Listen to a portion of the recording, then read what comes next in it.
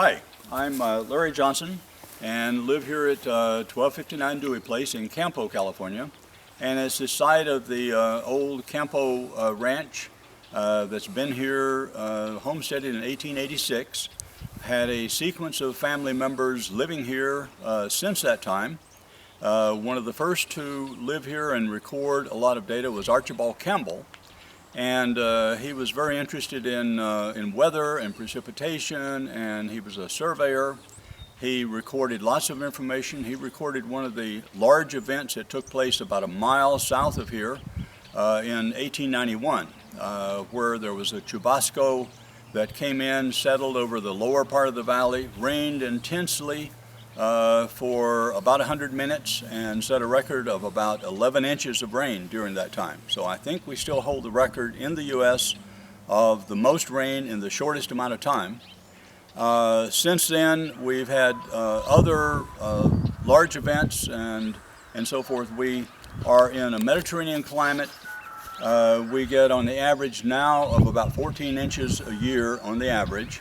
I think before 1940, the average used to be higher. I think it used to be up around 20 inches or so because the creeks flowed and we had more water. Today we're drier. The creeks are not flowing very much except in an unusual situation. So what I'm standing by now is a scientific instrument patented in the 1880s, and it's a rain gauge used to record the weather here and precipitation here since about 1948, when this station was established at this location.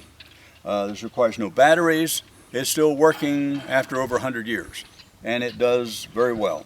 We use this dipstick, basically, this measured off in hundredths of inches, and when it rains, it accumulates in this area, goes down into a tube down below, and we drop it in here, and we drop it to the bottom, and then bring it back. And if it's wet up to that point, then we report that it's 0.60 inches of rain, or whatever it happens to be. That's a nice amount of rainfall if it comes there.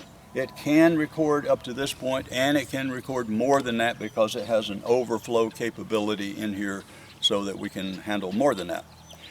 We also have over here at the other station temperature that we measure max and min, and we call it in once a day to NOAA, the weather station in San Diego, and that goes into the database.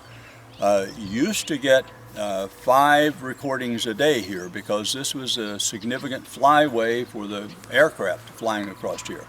And so we're sort of at a midpoint between San Diego and the desert, and we can have some pretty bad weather that occurs through here. So my mother-in-law, back many years ago, would report the clouds, the cloud type, the height, humidity, temperature, wind speed, a large number of parameters that she would report in and call it in every day, so every 2 hours.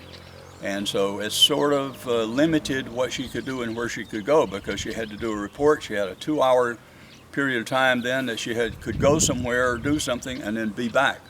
So she also trained a few other people to help her and record weather. And so if you look at the data recorded for this site, it's about 99% complete with very few missing pieces of data. So historically, this data will help report in scientific studies over a long period of time, determine what the characteristics have been here, how the weather is changing, how the rainfall has changed, how the aquifer is responding out there, because one of my main interests is what the water table is and how it responds to the cycle of rainfall and use in the summer and the summer heat and so forth. So one of my prime goals is to collect data and help use that to protect the aquifer and keep the water table up so that we keep the grasses and the flora as much the same as they have been for a long period of time.